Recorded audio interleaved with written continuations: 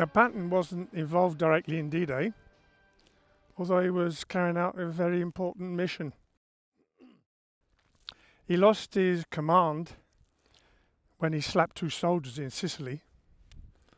Now, the Allies had a lot of deception plans, and one was called Fortitude South, and this involved having a fake army in the southeast of England to threaten an invasion into Calais. It was made up of rubber boats, rubber tanks, wooden aircraft, and there were men stationed in the area, and radio messages sent about the preparations.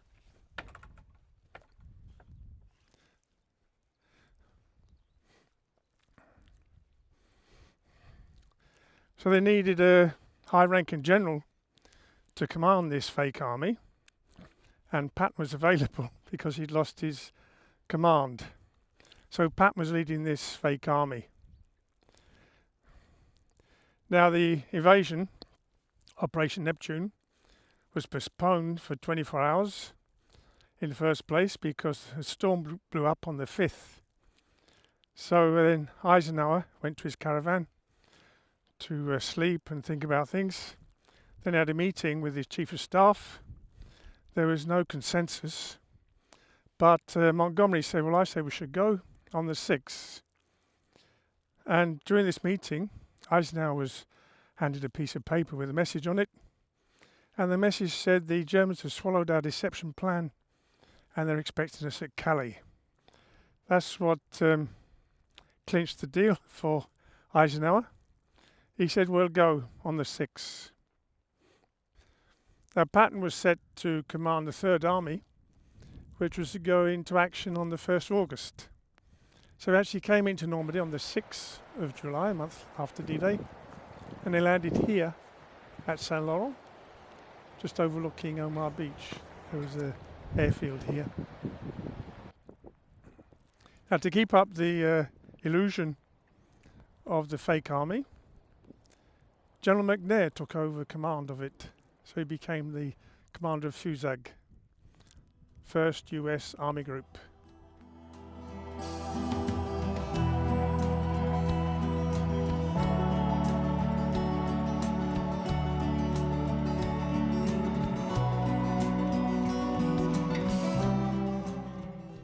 Patton's headquarters was at Nehou in the Cherbourg Peninsula, but on the 7th he came here at Blay to visit Montgomery and Bradley. Now, Montgomery's first headquarters had been at Crilly, which is next to Crilly, but on the 12th, 14th and 16th, Churchill, de Gaulle and King George went to see him. So with all the publicity about these visits, the Germans knew where he was, and they sent a bomber over to try and bomb it. So on the 23rd, Montgomery came here to Blay for set up his headquarters. So it was near the boundary between the British and the Americans. There's a monument here with a little map showing how it was laid out.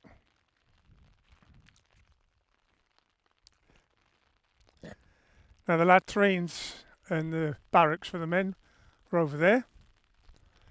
And the far side of the field there were 2 German tanks they'd captured. And over there is where Montgomery had his caravans. So he had one to sleep in, one as his office, and one as a meeting room. And over this way, there was an airfield where a plane could take off and land. Across there to the southwest, we're looking towards Caumont-Levante, which is the American sector, and the British sector was this way.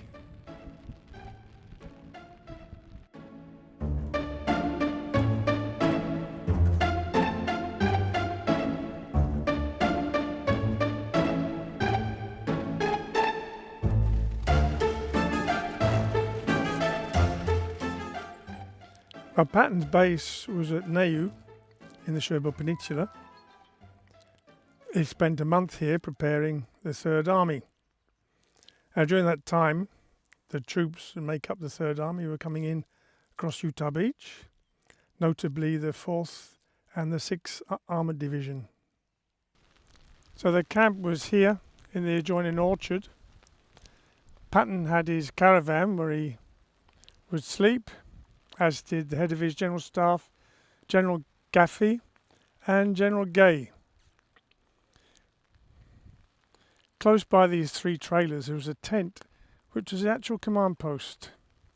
Another tent was the mess tent. The other officers and headquarters, they lived in tents strung out along the perimeter of the orchard. The generator sets which supplied the power were installed not far from here in a field near Belle Manière Farm. The troops were stationed in the adjacent fields, in particular in the area of Haut-Buisson Wood. The headquarters were guarded by military police who prohibited any contact with the outside. All that remains of the original orchard is one apple tree in the middle. The others were replanted in 1993. Patton was here waiting orders for 3 weeks until July 27th, on which date Bradley proposed that he unofficially and temporarily take charge of the 8th Corps. He immediately accepted, and 2 armoured divisions were straight away sent to Avranches, which was liberated on the 31st of July.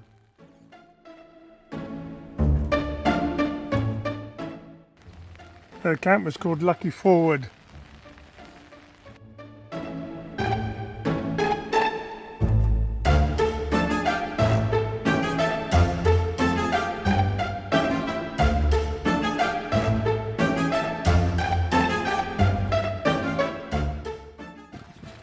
That's the engine compartment, empty of course.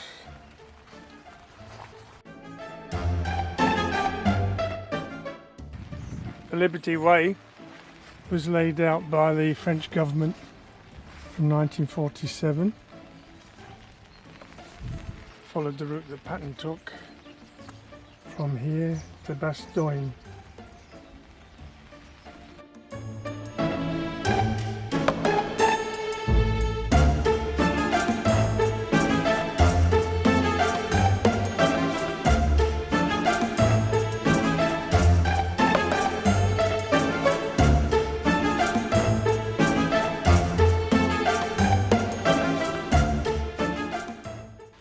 On the 18th of July, Saint-Lô was finally taken. Now, Bradley had been planning the breakout, and this was Operation Cobra. Started just near Saint-Lô, and 5,000 tons of bombs were dropped on the Germans, and they broke through their resistance. But although it was postponed twice due to bad weather, it finally took place on the 25th of July. But the wind blew the coloured smoke to mark the bombing line over the Americans, plus the smoke of the bombs, and there were 600 American casualties. Now General McNair had come in to observe this operation, and he was killed by one of these bombs. Now, the Third Army was supposed to go into action on the 1st of August, but Bradley unofficially asked Patton to lead Middleton's men south towards Avranches. Now, the CCP of the 6th Armoured were halfway between Braille and Granville on the 30th. The German artillery barrage stopped their advance. During the night, the Germans pulled out of Granville. Granville was liberated without combat on the 31st, and by the evening they were near Bassilly. On the 30th, the 4th Armoured, they went through Gavray. They arrived at Pont Gilbert. That means Gilbert Bridge, just over the River Seille. Now they took it. Some tanks skirted round the town of Avranches to get to Montjarry. They were welcomed by the local population. Now during the night, some German ambulances approached the bridge. The Americans let the first ones go through. Then the firing started. Now the tanks weren't supported by infantry, so they had to pull out. But on the 31st in the morning, the bridge was taken back and Avranches was liberated.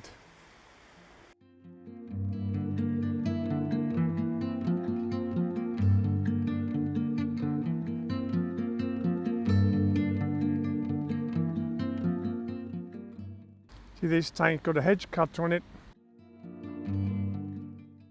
That was developed by Sergeant Cullen, first shown on the 14th of July. See, there's one of the posts of the Liberty Way.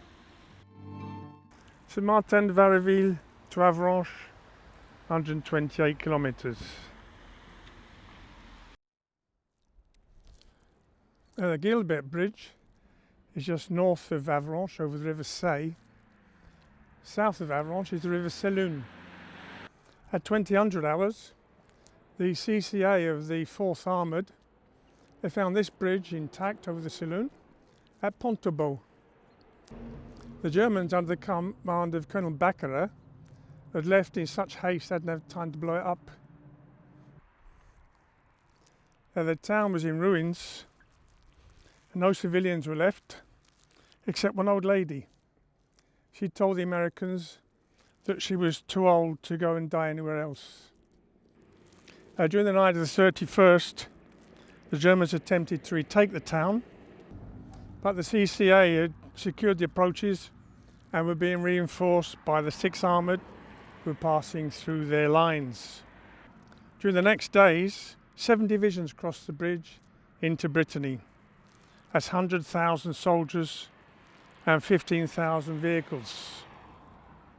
This caused numerous traffic jams. On the 4th and the 7th August, the Germans launched bombing raids on the bridges over the Say and the Sélune. They used a radio-guided bomb, as was used against the Meredith on the 9th of June. The railway bridge had been bombed before the breakout.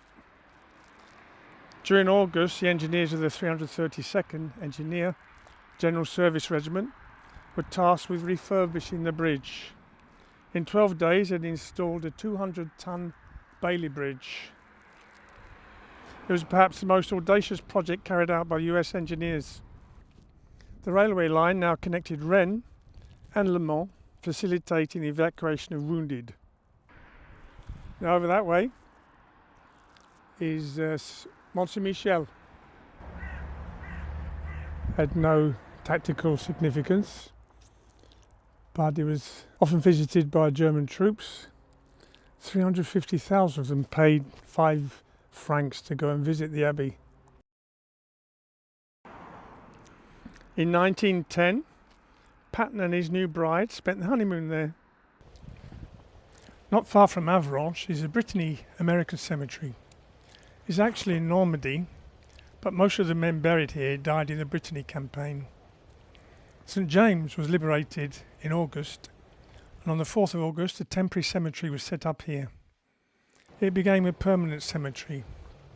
The actual layout was inaugurated in 1956. The site covers 27 acres and there are 4,408 graves here. 97 unknown soldiers, 21 pairs of brothers, and 500 missing. The alleys of the Normandy cemetery, overlooking Omaha beach, are laid out like a cross. The cemetery at St James has the form of the Chafe badge, a sword and a rainbow. This is the wall of the missing. There are 500 names.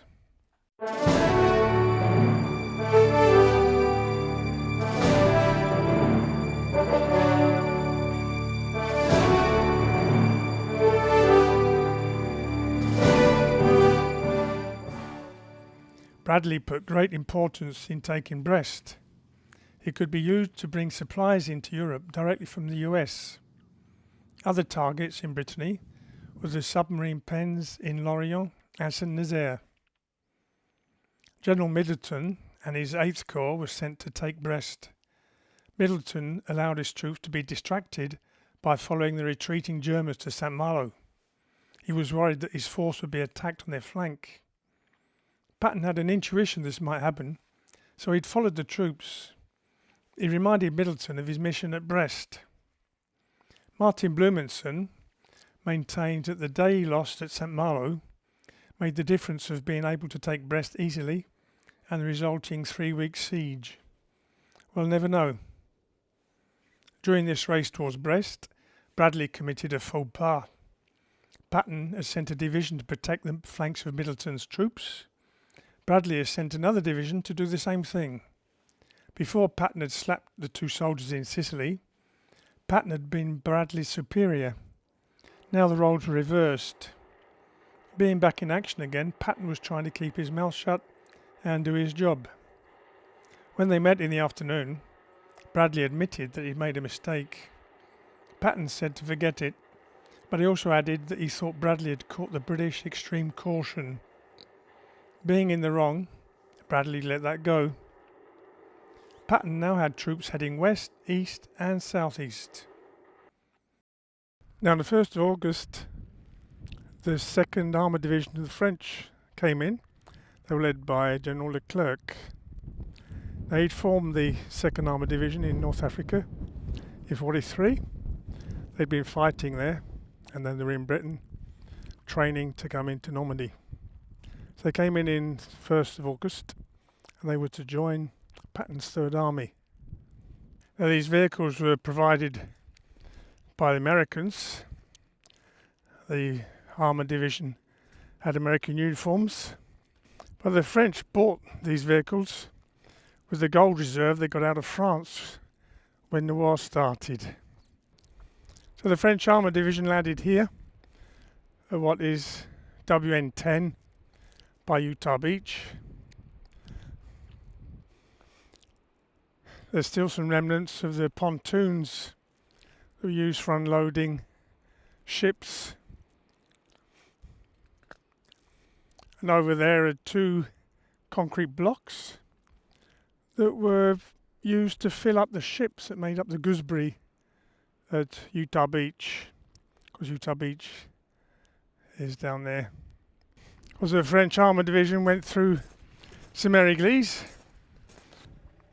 They were enthusiastically acclaimed by the people of Semériglis. On the night of the 7th of August, Patton and Leclerc met at this crossroads just west of Cossé-en-Champagne. Then together they entered the town. Due to the name of the town, the American soldiers thought they would be drinking champagne. The Champagne wine area is a few hundred miles away. They had to make do with cider, which is in fact better than champagne. Patton instructed Leclerc to move north to Alencon and then to meet the Canadians. "What about Paris?" asked Leclerc. "Later," said Patton. On the 11th of August, Leclerc's tanks were 4 miles from Alencon. He knew that Alencon was going to be bombed again. He decided to send a reconnaissance group in. They found it to be abandoned by the Germans. Alencon was the first major town in mainland France to be liberated by the French. Leclerc had a special connection with Alencon. His aunt lived there. He wasn't in Alencon for long, but found time to visit her. On the 15th of August, Leclerc threatened to resign if he couldn't go to Paris. Patton said he was being childish and that he didn't expect his officers to tell him where they would go. He did actually admire Leclerc quite a lot. The Falaise pocket was finally closed on the 21st of August when the American troops of the 90th Division met with the Poles at Chambord. Eisenhower didn't want to go into Paris. He didn't want to get bogged down in street fighting, and also considered that 4,000 tons of food would be needed to feed the population if there was a general chaos in Paris. As the Allies approached Paris, the police went on strike, and the resistance started attacking the German troops in Paris. De Gaulle was worried that the communists might take power, as much of the resistance was organised by communists. He kept pestering Eisenhower. Finally, Eisenhower gave the go-ahead. Leclerc and the 2nd Armoured Division went in. Von Choltitz, who commanded Paris, had been ordered to destroy all the monuments and leave Paris a pile of ruins. Fortunately, Choltitz refused to do it. His troops put up a token resistance Then he capitulated and was taken prisoner by Leclerc. The French were followed in by the 4th Division, now part of the 3rd Army. The men of Patton's 3rd Army were happy at the thought of going into Paris and joining in the festivities. Not many did partake, most had to bypass Paris and head east. When de Gaulle went in, there were still some snipers around. The 3rd Army were heading for Metz. They would then be involved in the Ardennes, and by the end of the war, they were in Czechoslovakia and Austria.